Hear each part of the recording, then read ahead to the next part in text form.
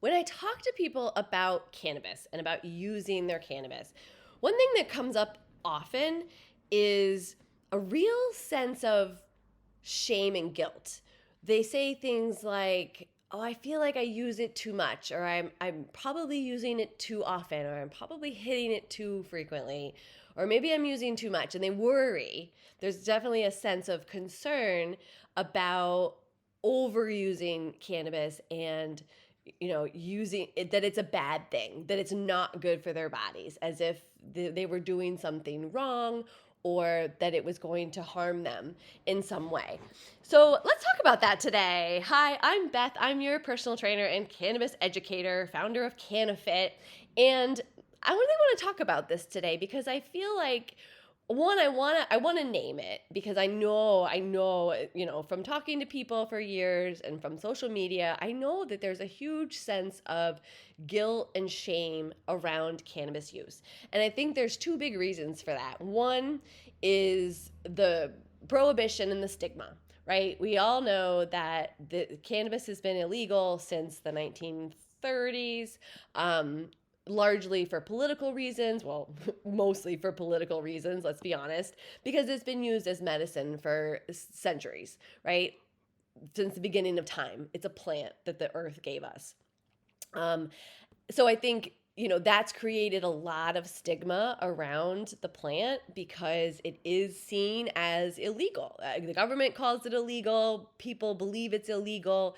There was the war on drugs. A lot of us, if you're about my age, which I'm 48, if you're about my age, you probably went through the DARE education program in school, which was the drug abuse resistance education, something like that. Anyway, they were all about anti-drugs, right? They were trying to make sure that we weren't going to use drugs. So they scared the crap out of us. And they told us that all the reasons that drugs were going to be bad. And so that instilled this fear, shame, and stigma around cannabis. When in reality, again, it's been a plant that's been used for medicinal purposes for years and years and years. I think that itself causes a lot of shame, guilt, and fear that maybe you're doing something wrong.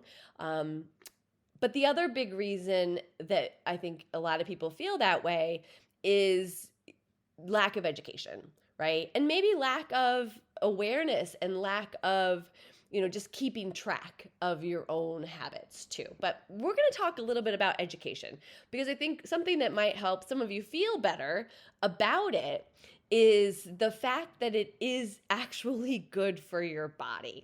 Okay. And I know that most people are using mostly THC. Like, I recognize that.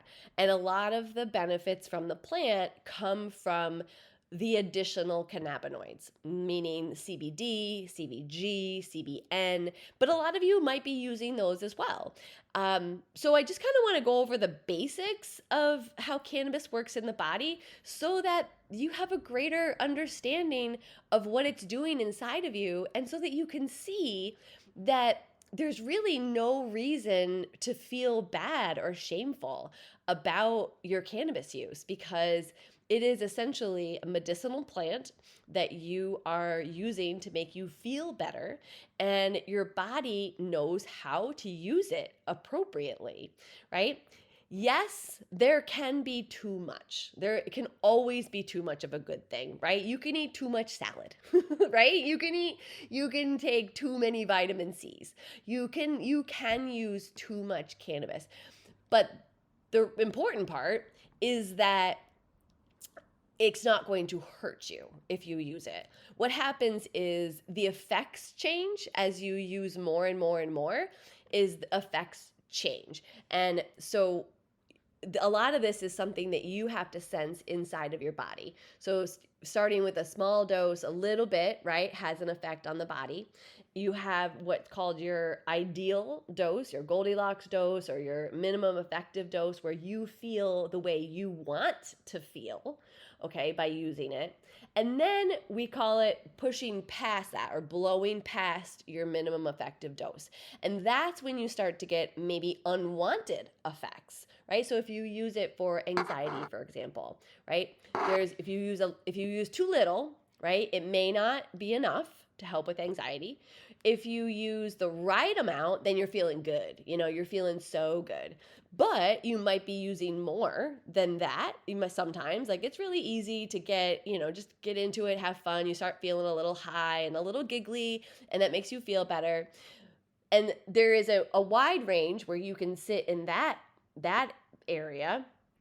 But once you go too far past that, then it can actually start to cause anxiety again, right? And you're the only one that can feel those things. So you're the only one that knows whether it's too little, enough, or too much, right? So what I'm saying is that I don't think you should feel guilty or bad or shameful about what you're using unless it's causing you negative side effects, right? So if you take it for anxiety and you take so much that you relieves your anxiety and then you blow past it and have anxiety again, that's how you know it's too much.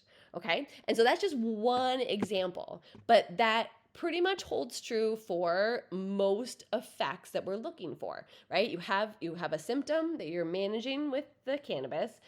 You take a dose, you take enough so that you manage the symptom, but then if you take too much, you're not going to be able to manage that symptom anymore. In fact, you might go back to being symptomatic, right? So sleep is another example. Right? And I'm just picking examples. If you take enough, you're going to fall asleep, stay asleep, right? There you find that perfect dose where you sleep, but then you wake up rested. If you take too much, you might go to sleep, but then you might feel groggy in the morning. Okay. And that's how you know it's too much. So you're the only person that knows how that feels in your body. So if you self-identify and say, oh, you know what? I'm not rested anymore. I do wake up groggy. That's how you know you've taken too much. If you are taking it for anxiety and it used to work for anxiety, but now you're taking more and now you have anxiety again, that's how you know it's too much, right? But otherwise, it's a range that only you know how it's supposed to feel. But I also want to give you just a quick overview. If you don't know this, you may have heard me talk about this before on the podcast, but there is an entire system in your body called the endocannabinoid system, and it knows how to use cannabis. It turns cannabis into a supplement. It's largely considered a drug, which I think has the connotation of an outside entity coming into your body to do something. But in reality, your body makes its own cannabinoids. Endo means within. Cannabinoid are the parts of the plant, THC, CBD.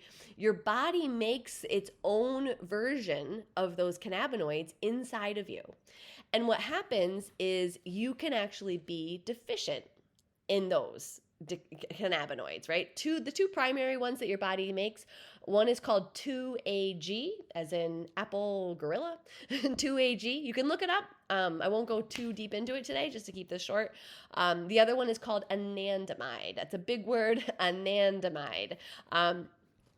Now, the entire endocannabinoid system is involved in all the other systems in your body, specifically in examples that probably you would relate to. It's involved in your appetite, your digestive system, your mood, your sleep, your stress responses, right? The endocannabinoid system is the regulation system working behind the scenes. So using cannabis means that you're supplementing the endocannabinoid system because you might be low in your natural endocannabinoids. Now, the unfortunate part is we don't have a way to test for that. But the symptoms that you're having, so you might have just being kind of depressed or have a lot of anxiety, or you might not be sleeping, or you might be highly stressed. That is a symptom of being deficient in your endocannabinoid system. They call it endocannabinoid tone, and deficient would be having less tone in that endocannabinoid system. All right. So it turns cannabis into a supplement. So it's just like taking vitamin C. Vitamin D is a great example. Your body makes vitamin D, right? It makes it within, and you should have plenty. But a lot of times we get deficient in it, especially in the winter, because sunlight helps us make vitamin D, right? And we don't get a lot of sunlight, and you start to feel symptoms. So a lot of times your doctor will say, take vitamin D, and then your symptoms go away, right? That's where we need to get to with cannabis, is you come in with a symptom, you present a symptom like I can't fall asleep, right? And then we say, oh, well, your endocannabinoid system actually regulates your sleep system. So why don't you could be deficient in your endocannabinoid. So let's take cannabis to help supplement that system to help you fall asleep, right? Again, the downside right now is that we don't have any tools to measure the endocannabinoid system. We have to use the symptoms, and we have to try other methods, right? We have to try, sleep can be affected by stress, and you have to manage all of these things. But honestly, we should be doing that anyway. If you want to live a healthy, full life, you should be paying attention to your sleep habits, your stress, all of those things, including your fitness and your nutrition, right? But all the little things, because they all work together. Every major system in your body is talking to your endocannabinoid system, your digestive system, your nervous system, your immune system. And that's why cannabis can touch so many different symptoms instead of just one, right? Because it works on this master system. So the THC and CBD from the plant fit into receptors in your body already built for its own signals. That's a supplement, right? So it's not a foreign body entering your system. It's a supplement to what your body makes anyway. And that's really what I want to stress today, so that you feel less guilty and shameful about using it, period, is because it's a supplement to your body, right? Some people run lower on your natural endocannabinoid tone than others, right? It's not a character flaw, it's a biology. It's just the same as you needing magnesium or vitamin D. Now, here's another thing to consider: stress and chronic dieting, right? So if you've been listening to my podcast, we talk a lot about, chronic dieting, under eating, not eating enough, diet mentality, diet culture. If you've been in that, and if you tend to be a high stress person, those two things can actually run down your endocannabinoid system, right? So if you've spent years restricting food, or trying to fight through, eat as little as possible to try to be skinnier, or really just pushing through stress and not actually dealing with it, you might be running on empty. And that's why cannabis helps you so much. Okay, so I want you to just take this very basic knowledge today, and I want you to feel good about what you're putting into your body, because it is a plant and it is helping your system. And the reason that it works differently for every person is because, as you can see from how I've explained it, is everybody's system is in a different place. So my endocannabinoid system is probably deficient in certain things that help me with mood regulation and stress regulation, my nervous system regulation for sure. So when I take cannabis, it supplements that, and I can feel the difference. And that's why a lot of people use it. That's probably why you use it, is because you feel better when you use it, but you may not know why. And honestly, there's no test to know why. You have to pay attention to your own symptoms. And again, I just want to reiterate that using too much is, not really something to be afraid of, because you'll know when it's too much, because you'll start having negative symptoms, right? Now, that being said, if you are interested in taking a break, a tea break, we call it a tolerance break, which helps reset your tolerance, there are many ways to do that. I've actually seen on social media, there are a couple cannabis educators that went through my program, my educator program, that help people go through tolerance breaks. And I can point you in that direction. I'd be happy to help as well, because it is important to manage tolerance. It's just tricky when you're using cannabis as medicine, because you still need that supplement, right? You need to take a break to reset tolerance, but it's hard to do when the cannabis is actually supplementing your endocannabinoid system so that you feel better, you're sleeping better, you have less stress, your nervous system's more regulated, all of those things. So taking a break can be really powerful if you are feeling like you're getting a little too dependent on it. And as little as 24-hour break can make a big difference in resetting your system. But I want you to know, and I'm gonna leave you with this, is that you're taking cannabis because you feel better.